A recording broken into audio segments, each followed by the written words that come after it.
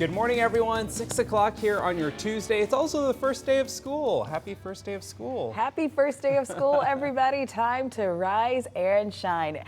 We are so ready. We are so excited about the first day of school. We used to love going back to school. Yeah, totally. I'm Tim. Who's we? This is Channing. Nah, we did. Apparently not Brandon. Nah, I liked school. I definitely liked school, but I should have paid more attention in class. Goodness gracious. Same. No, I'll be real. I'm with you on that. Absolutely, and I won't get too deep into it, but yeah, by the time those progress reports would roll around, it'd be a little shaky. I'd be scared to go home afterwards, but report cards always brought it back up. I needed to keep that energy the entire school year, so follow better leads. Don't follow my example. All right, kids, be good, get good grades, A's, all A's, aim for that.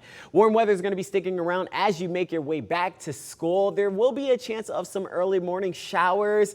Those will get out of the way early on by 10 o'clock. We're not thinking of any of those anymore. And then sunshine will be returning to our forecast. And then in terms of that school day forecast, by the time you're ready to get on that bus this morning, 63 degrees and sunny. By the time you get home, 83 degrees and sunny.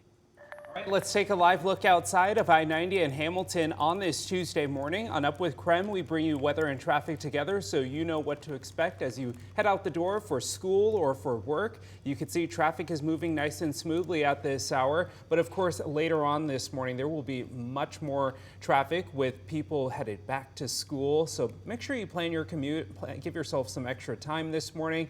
We'll keep you updated here on Up with KREM if anything slows you down.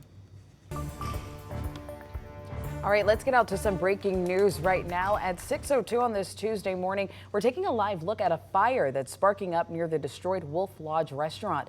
We're taking a look at this fire that seems to be sparking in that area right now. This is actually on the hill behind the historic North Idaho building that was honestly turned to rubble and ash in a little under an hour. We do have a live crew that's out there at the scene working to gather more information for us. And as they do learn more, we'll continue to update you.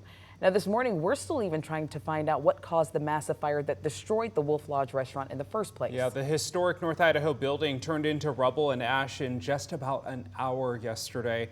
No customers were inside the building during the fire because it was closed for Labor Day. However, a worker told KREM 2 that every Labor Day, the owners throw a barbecue for the staff and families. KREM 2 spoke with Travis Anderson, who has worked at the Wolf Lodge Steakhouse for more than 20 years. He says that the loss of this historic location is going to be felt by the community for a long time. When I first got there, before they kind of put the block off, there was a lot of crying and tears and just, disbelief that it was actually happening.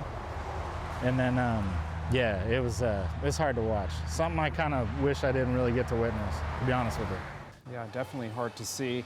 As fire crews continue to work, they ask that people stay out of the area. People have actually nearly been hit on I-90 trying to take pictures of the damage. Well, today is officially the first day of school for Spokane Public Schools, which is not only exciting for the students, but also for the parents as well. That's right. So this morning, Christian Garza is joining us live to talk more about what community members and parents, teachers, and kiddos all need to know from here on out. Good morning, Christian. Good morning, guys. Yeah, a little bit earlier when you guys were talking about progress reports, I had a brain blast. I hadn't really thought about progress reports, and gee, I don't know. I don't want to age myself. I'm not going to go there. I'm not going to start this morning off like that. But I will say that I was, one of the very few kids that was very excited about the first day of school. I was excited about what I was going to wear. I was looking forward just to seeing all my friends again after a long summer. But you know what people aren't really looking forward to, and that is a speeding ticket from one of these speed zone cameras that you see around school zones across the area.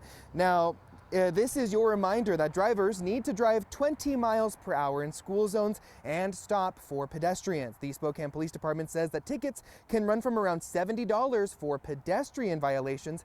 Yes, you can get a ticket as a pedestrian, and close to $150 for drivers. Now, speed isn't the only thing that officers are looking for, though. They are also looking for drivers under the influence, aggressive drivers, distracted driving, and not wearing your seat belts. Now, for students, please look both both ways before crossing the streets. That's left, right, and then left again, and make sure that cars are stopped before crossing. Now, next, SPD says the consequences of driving fast aren't worth getting to your destination earlier. Try planning your commute to account for slowdowns on your route in these school zones. And lastly, please mind the signs. Be cautious when school buses are present, especially as students get on or off. All in all, just please be very patient and careful when driving through these school zones, because the last thing you want to do is start the first day of school off with a ticket from one of those cameras. Reporting in Spokane, Christian Garza, KREM 2 News. All right, thanks, Christian. And an important reminder for drivers this morning. Now, again, if you are caught speeding, you will get a ticket in the mail. Some drivers reached out to the KREM 2 Verify team asking if they have to pay the infractions, since the cameras are actually operated by a third-party vendor and not the city of Spokane. Our Mark Hanrahan verifies.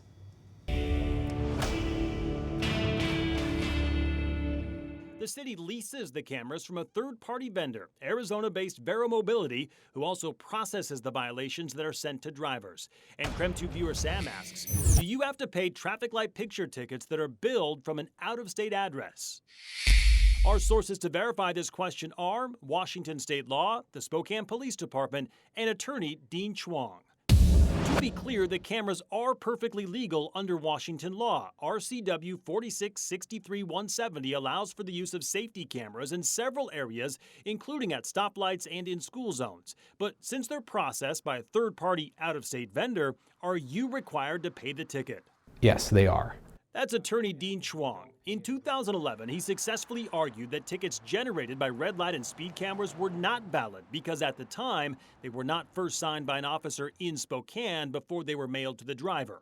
So when you issue an infraction, you have to sign it under penalty of perjury, and that location of the signing actually has to be the actual place you were at. They were signing it out of Tucson, I believe, but the officer initiating the signature was actually in Spokane, so that was deemed invalid by Superior Court. But following that ruling, SPD changed its process. Now each ticket is reviewed and signed electronically by an officer in Spokane before they're mailed out. Sergeant Teresa Fuller, who runs SPD's traffic division, says the courts have also since come to recognize electronic signatures as a valid way to sign tickets. It's the same as a ticket I would hand you in person now. I don't even sign those. It's all electronic, and the court recognizes that as a feasible option for us. Sergeant Fuller says no tax dollars are used for the cameras, and she adds they're an effective way for the city to reduce crashes and slow drivers down in school zones. She explains how the tickets are processed. They do 95% of our work for us. They do the front end of the tickets, they handle all the data, they run the license plates for us, they make sure it's a good violation and that you're not being waved through by a police officer, or it's not one of us with our emergency lights on. They vet all of that, so by the time it lands on my officer's desk, he issues about 95% of the incidents that they send him. She says think of the tickets like a parking violation. They don't go on your driving or employment record. So finally, what happens if you don't pay them? And then if you don't pay that, they're going to treat it as a parking violation. And in the end, if it gets recorded to the Department of Licensing, you can't renew your registration. So we can verify that even though red light and speed zone tickets are processed by a third-party out-of-state vendor, yes, you still have to pay them. Time now is 6:08. I love all of the information we're giving, especially on the speed zones. And the most important thing to know is that they're in place to keep our children safe and to keep yourself safe as well. There's no need to rush. Take your time and allow everyone to get home safely and to school safely as well. Currently though, it is 63 degrees, feels nice and cool out here. It'll be a little bit cloudy as those kids head off to their local bus stops, but should be in the 60s as well. So good conditions as they make their way back to school. By the time they're heading home though, we're looking at 83 degrees, mostly sunny. And then those temperatures are gonna start going up throughout the week. We're gonna be in line for another warm weekend as well. So I'll talk about that and get into all of that in our full forecast.